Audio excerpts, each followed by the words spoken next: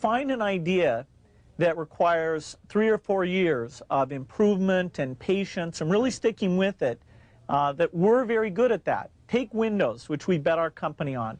Everybody doubted that would succeed. IBM did not support us in that.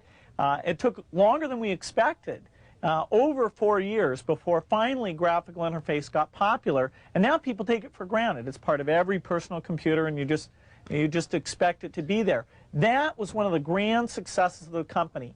In the same way, we're betting on the internet, that our tools there will be popular, and that a few of these content plays that we've decided to get involved in, that the scale and the users will make those into great businesses. I'm in meetings a lot. My calendar gets very full with those, and then at night, after the kids have gone to bed, I'm on email a great deal. I get messages during the day. That's my chance to give long responses. And then over the weekend, I send a lot of mail as well. I take 2 weeks a year to just go off and read and think, where I'm not interrupted by work or anything else. I'm just solidly trying to think about the future, and people get to send me things to read as part of that so-called Think Week. So it's a nice mix of things. About 25% of the time that I'm out traveling around, meeting with customers, Europe, Asia, and that sort of helps me think, okay, do we have the right priorities? What are people responding well to, and what would they like to see us do better? Oh, his sense of design, that everything had to fit a certain aesthetic. The fact that he, with this little engineering background as he had, it shows that design can lead you in a good direction, and so phenomenal products came out of it. He knew about brand, I mean, in very positive sense. He understood, he had an intuitive sense for marketing that was amazing. You can't just keep doing the same old thing you were doing before. You have to take your skills and attack the new frontiers. For example, graphical interface used to be outside the operating system, and so there were many people doing those systems. Windows came out ahead there, and now it comes with the operating system. Likewise, the browser is something that Netscape looked at turning the browser into an operating system, and we looked at taking our operating system and building the browser in an integrated fashion. And so that was a good example of the kind of competition that spurs this business on.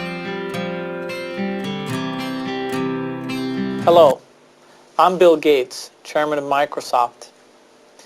In this video, you're going to see the future, Windows. Microsoft first came up with the Windows concept back in 1983. And today, the leading software users have switched into the Windows environment. It's really incredible how quickly our powerful applications like Word and Excel and PowerPoint have been adopted. It's not just Microsoft applications. Even companies like WordPerfect and Lotus have now come out with Windows applications. And every week we see new innovative work. It's really attracting all the innovation in the industry. We predicted this a long time ago, and now it's the future.